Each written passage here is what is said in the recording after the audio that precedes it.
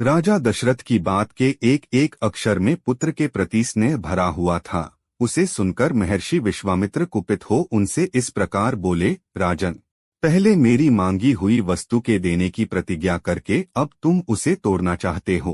प्रतिज्ञा का यह त्याग रघुवंशियों के योग्य तो नहीं है।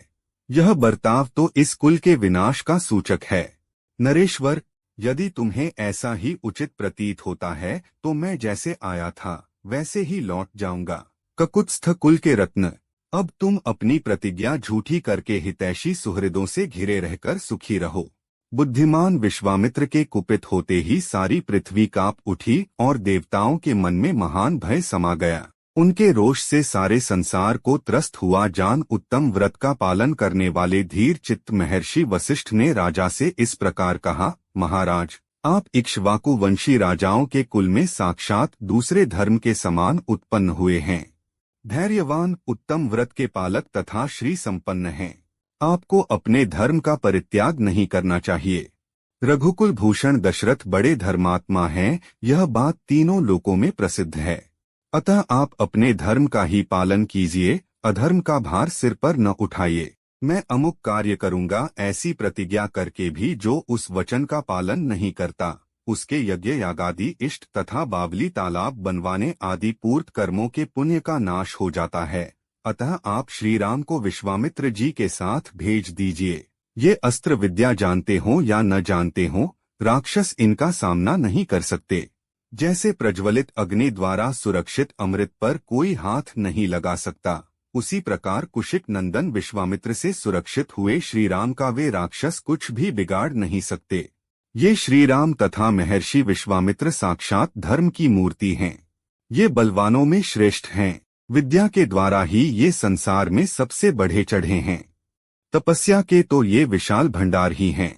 चराचर प्राणियों सहित तीनों लोकों में जो नाना प्रकार के अस्त्र हैं, उन सब को ये जानते हैं। इन्हें मेरे सिवा दूसरा कोई पुरुष न तो अच्छी तरह जानता है और न कोई जानेंगे ही। देवता, ऋषि, राक्षस, गंधर्व, यक्ष, किन्नर तथा बड़े बड़े नाग भी इनके प्रभाव को नहीं जानते हैं। प्रायः सभी अस्त्र प्रजापति कृशाश्व के परम धर्मात्मा पुत्र हैं। उन्हें प्रजापति ने पूर्व काल में कुशिक नंदन विश्वामित्र को, जबकि वे राज्य शासन करते थे, समर्पित कर दिया था। कृशाश्व के वे पुत्र प्रजापति दक्ष की 2 पुत्रियों की संतानें हैं। उनके अनेक रूप हैं। वे सब के सब महान, शक्तिशाली, प्रकाशमान और विजय दिलाने वाले हैं। प्रजापति दक्ष की 2 सुंदरी कन्याएं हैं। उनके नाम हैं जया और सुप्रभा। उन दोनों ने 100 परम प्रकाशमान अस्त्र शस्त्रों को उत्पन्न किया है। उनमें से जया ने वर पाकर 50 श्रेष्ठ पुत्रों को प्राप्त किया है, जो अपरिमित शक्तिशाली और रूप रहित हैं। वे सब के सब असुरों की सेनाओं का वध करने के लिए प्रकट हुए हैं। फिर सुप्रभा ने भी सहार नामक 50 पुत्रों को जन्म दिया, जो अत्यंत दुर्जय हैं। उन पर आक्रमण करना किसी के लिए भी सर्वथा कठिन है तथा वे सब के सब अत्यंत बलिष्ठ हैं। ये धर्मज्ञ कुशिक नंदन उन सब अस्त्र शस्त्रों को अच्छी तरह जानते हैं। जो अस्त्र अब तक उपलब्ध नहीं हुए हैं, उनको भी उत्पन्न करने की इनमें पूर्ण शक्ति है। रघुनंदन, इसलिए इन मुनि श्रेष्ठ धर्मज्ञ महात्मा विश्वामित्र जी से भूत या भविष्य की कोई बात छिपी नहीं है। राजन, ये महातेजस्वी, महायशस्वी विश्वामित्र ऐसे प्रभावशाली हैं, अतः इनके साथ राम को भेजने में आप किसी प्रकार का संदेह न करें। महर्षि कौशिक स्वयं भी उन राक्षसों का संहार करने में समर्थ हैं, किंतु ये आपके पुत्र का कल्याण करना चाहते हैं, इसीलिए यहाँ आकर आपसे याचना कर रहे हैं। महर्षि वशिष्ठ के इस वचन से विख्यात यश वाले रघुकुल शिरोमणि नृप श्रेष्ठ दशरथ का मन प्रसन्न हो गया। वे आनंद मग्न हो गए और बुद्धि से विचार करने पर विश्वामित्र जी की प्रसन्नता के लिए उनके साथ श्री राम का जाना उन्हें रुचि के अनुकूल प्रतीत होने लगा। इस प्रकार श्री वाल्मीकि निर्मित आर्ष रामायण आदि काव्य के बालकांड में 21वां सर्ग पूरा हुआ। वशिष्ठ के ऐसा कहने पर राजा दशरथ का मुख प्रसन्नता से खिल उठा। उन्होंने स्वयं ही लक्ष्मण सहित श्री राम को अपने पास बुलाया। फिर माता कौशल्या, पिता दशरथ और पुरोहित वशिष्ठ ने स्वस्ति वाचन करने के पश्चात उनका यात्रा संबंधी मंगल कार्य संपन्न किया। श्री राम को मंगल सूचक मंत्रों से अभिमंत्रित किया गया। तदंतर राजा दशरथ ने पुत्र का मस्तक सूंघकर अत्यंत प्रसन्न चित्त से उसको विश्वामित्र को सौंप दिया। उस समय धूल रहित सुखदायिनी वायु चलने लगी। कमल नयन श्रीराम को विश्वामित्र जी के साथ जाते देख देवताओं ने आकाश से वहां फूलों की बड़ी भारी वर्षा की। देव दुंदुभियां बजने लगीं। महात्मा श्रीराम की यात्रा के समय शंखों और नगाड़ों की ध्वनि होने लगी। आगे आगे विश्वामित्र, उनके पीछे काक पक्षधारी महायशस्वी श्रीराम तथा उनके पीछे सुमित्रा कुमार लक्ष्मण जा रहे थे। उन दोनों भाइयों ने पीठ पर तरकश बांध रखे थे। उनके हाथों में धनुष शोभा पा रहे थे तथा वे दोनों 10 दिशाओं को सुशोभित करते हुए महात्मा विश्वामित्र के पीछे 3-3 फन वाले 2 सर्पों के समान चल रहे थे। एक ओर कंधे पर धनुष, दूसरी ओर पीठ पर तूनीर और बीच में मस्तक। इन्हीं तीनों की 3 फन से उपमा दी गई है। उनका स्वभाव उच्च एवं उदार था। अपनी अनुपम कांति से प्रकाशित होने वाले वे दोनों अनिंद्य सुंदर राजकुमार सब ओर शोभा का प्रसार करते हुए विश्वामित्र जी के पीछे उसी तरह जा रहे थे जैसे ब्रह्मा जी के पीछे दोनों अश्विनी कुमार चलते हैं। वे दोनों भाई कुमार श्रीराम और लक्ष्मण वस्त्र और आभूषणों से अच्छी तरह अलंकृत थे। उनके हाथों में धनुष थे। उन्होंने अपने हाथों की अंगुलियों में गोहटी के चमड़े के बने हुए दस्ताने पहन रखे थे। उनके कटी प्रदेश में तलवारें लटक रही थीं। उनके श्रीअंग बड़े मनोहर थे। वे महातेजस्वी श्रेष्ठ वीर अद्भुत कांति से उद्भाषित हो सब और अपनी शोभा फैलाते हुए कुशिक पुत्र विश्वामित्र का अनुसरण कर रहे थे। उस समय वे दोनों वीर अचिंत्य शक्तिशाली स्थाणुदेव महादेव के पीछे चलने वाले 2 अग्नि कुमार स्कंद और विशाख की भांति शोभा पाते थे।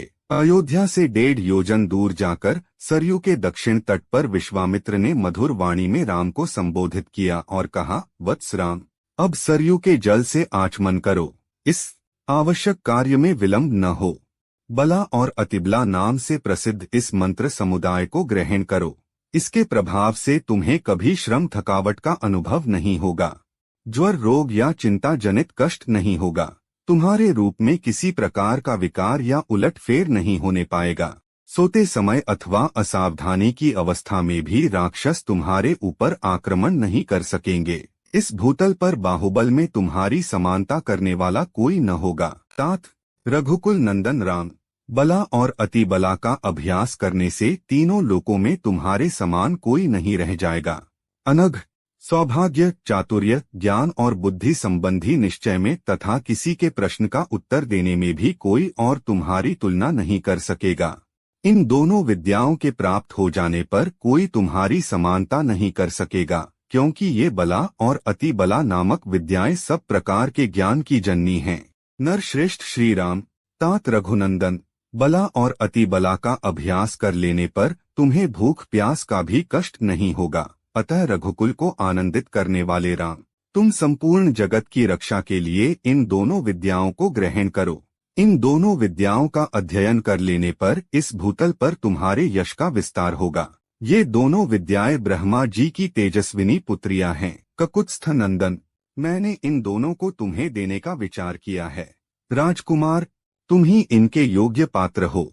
यद्यपि तुम में इस विद्या को प्राप्त करने योग्य बहुत से गुण हैं अथवा सभी उत्तम गुण विद्यमान हैं, इसमें संशय नहीं है, तथापि मैंने तपोबल से इनका अर्जन किया है। अतः मेरी तपस्या से परिपूर्ण होकर ये तुम्हारे लिए बहुरूपिणी होंगी, अनेक प्रकार के फल प्रदान करेंगी। तब श्रीराम आचमन करके पवित्र हो गए। उनका मुख प्रसन्नता से खिल उठा। उन्होंने उन शुद्ध अंतःकरण वाले महर्षि से वे दोनों विद्याएं ग्रहण की। विद्या से संपन्न होकर भयंकर पराक्रमी श्रीराम सहस्रों किरणों से युक्त शरतकालीन भगवान सूर्य के समान शोभा पाने लगे। तत्पश्चात श्रीराम ने विश्वामित्र जी की सारी गुरुजनोचित सेवाएं करके हर्ष का अनुभव किया। फिर वे तीनों वहां सरयू के तट पर रात में सुखपूर्वक रहे। राजा दशरथ के वे दोनों श्रेष्ठ राजकुमार उस समय वहां तृण की शैया पर, जो उनके योग्य नहीं थी, सोए थे। महर्षि विश्वामित्र अपनी वाणी द्वारा उन दोनों के प्रति लाड प्यार प्रकट कर रहे थे। इससे उन्हें वह रात बड़ी सुखमयी सी प्रतीत हुई। इस प्रकार श्री वाल्मीकि निर्मित आर्ष रामायण आदि काव्य के बालकांड में 22वां सर्ग पूरा हुआ। जब रात बीती और प्रभात हुआ, तब महामुनि विश्वामित्र ने तिनकों और पत्तों के बिछौने पर सोए हुए उन दोनों ककुत्स्थ वंशी राजकुमारों से कहा, नरश्रेष्ठ राम, तुम्हारे जैसे पुत्र को पाकर महारानी कौशल्या सुपुत्र जननी कही जाती हैं। यह देखो, प्रातः काल की संध्या का समय हो रहा है, उठो और प्रतिदिन किए जाने वाले देव संबंधी कार्यों को पूर्ण करो। महर्षि का यह परम उदार वचन सुनकर उन दोनों नर श्रेष्ठ वीरों ने स्नान करके देवताओं का तर्पण किया और फिर वे परम उत्तम जपनीय मंत्र गायत्री का जप करने लगे।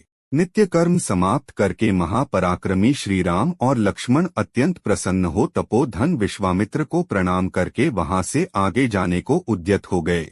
जाते जाते उन महाबली राजकुमारों ने गंगा और सरयू के शुभ संगम पर पहुंचकर वहां दिव्य त्रिपथगा नदी गंगा जी का दर्शन किया। संगम के पास ही शुद्ध अंतःकरण वाले महर्षियों का एक पवित्र आश्रम था, जहां वे कई हजार वर्षों से तीव्र तपस्या करते थे। उस पवित्र आश्रम को देखकर रघुकुल रत्न श्री राम और लक्ष्मण बड़े प्रसन्न हुए। उन्होंने महात्मा विश्वामित्र से यह बात कही, भगवन, यह किसका पवित्र आश्रम है और इसमें कौन पुरुष निवास करता है? यह हम दोनों सुनना चाहते हैं। इसके लिए हमारे मन में बड़ी उत्कंठा है। उन दोनों का यह वचन सुनकर मुनि श्रेष्ठ विश्वामित्र हंसते हुए बोले, राम, यह आश्रम पहले जिसके अधिकार में रहा है उसका परिचय देता हूँ, सुनो। विद्वान पुरुष जिसे काम कहते हैं, वह कंदर पूर्वकाल में मूर्तिमान था, शरीर धारण करके विचरता था। उन दिनों भगवान स्थाणु शिव इसी आश्रम में चित्त को एकाग्र करके नियम पूर्वक तपस्या करते थे। एक दिन समाधि से उठकर देवेश्वर शिव मरुदगणों के साथ कहीं जा रहे थे। उसी समय दुर्बुद्धि काम ने उन पर आक्रमण किया। यह देख महात्मा शिव ने हुंकार करके उसे रोका। रघुनंदन, भगवान रुद्र ने रोष भरी दृष्टि से अवहेलना पूर्वक उसकी ओर देखा। फिर तो उस दुर्बुद्धि के सारे अंग उसके शरीर से जीर्ण शीर्ण होकर गिर गए। वहां दग्ध हुए महामना कंदर्प का शरीर नष्ट हो गया। देवेश्वर रुद्र ने अपने क्रोध से काम को अंगहीन कर दिया। राम, तभी से वह अनंग नाम से विख्यात हुआ। शोभाशाली कंदर्प ने जहां अपना अंग छोड़ा था, वह प्रदेश अंग देश के नाम से विख्यात हुआ। यह उन्हीं महादेव जी का पुण्य आश्रम है।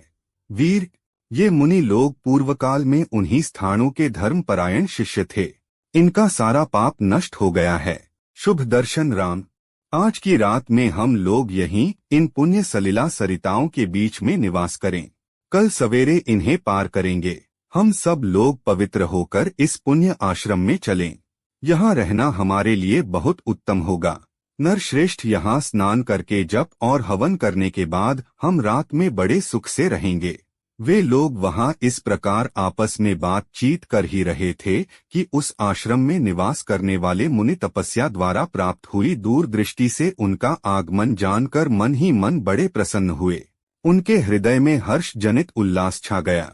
उन्होंने विश्वामित्र जी को अर्घ्य, पाद्य और अतिथि सत्कार की सामग्री अर्पित करने के बाद श्री राम और लक्ष्मण का भी आतिथ्य किया।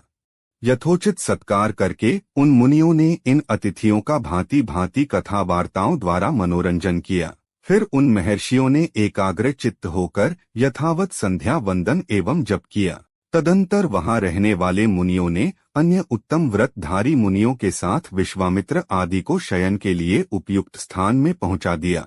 संपूर्ण कामनाओं की पूर्ति करने वाले उस पुण्य आश्रम में उन विश्वामित्र आदि ने बड़े सुख से निवास किया। धर्मात्मा मुनि श्रेष्ठ विश्वामित्र ने उन मनोहर राजकुमारों का सुंदर कथाओं द्वारा मनोरंजन किया। इस प्रकार श्री वाल्मीकि निर्मित आर्ष रामायण आदि काव्य के बालकांड में 23वां सर्ग पूरा हुआ।